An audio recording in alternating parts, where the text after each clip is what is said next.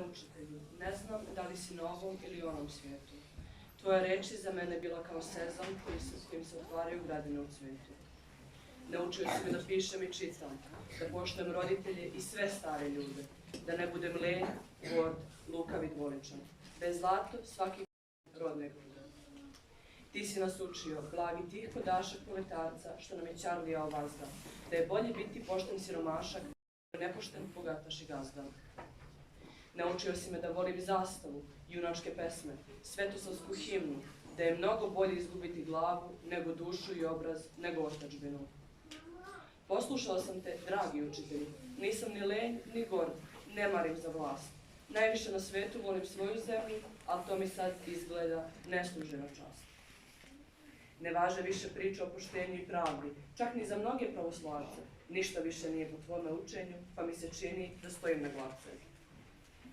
Stari ljudi dvore decu i unuke, lenjost je vrlina, a pošten rad poruk. Vlastoljupci niču svuda kao pečurke i svaki je novi spasitelj i prorok. Jedni nas kude, a drugi nas hvale, treći nas uspavljaju šarenim lažama. Peti našu zastavu cepaju i pale, a tuđe im se viju nad glavama.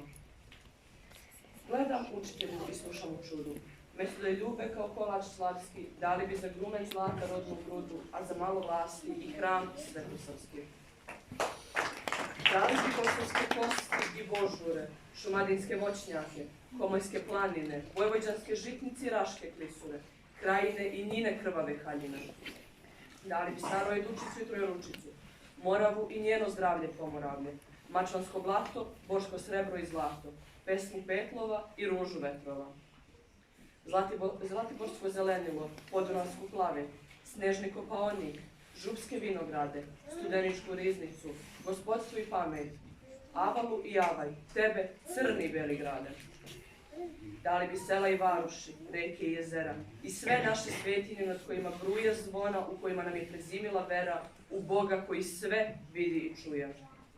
Vidi valjda i mene, buram 66 i polako se povlačim iz boja. Nisam uspeo da spasem planetu, što lebdi u magli našeg nespokoja. Pa sad, razvarušen kao hrast na vetru, rasipam suvo lišće reči iz grana i lutam i pevam, usamljen u svetu kao crna ovica ili bela vrana. Dragi učitelju, tvoje lice strogo oblaži me u ovo predvečerje rano, jer tvoj nauk meni ipak znači mnogo i ja sam ti zato zahvalan beskrajno. S Bogom, gospodine učitelju, s Bogom.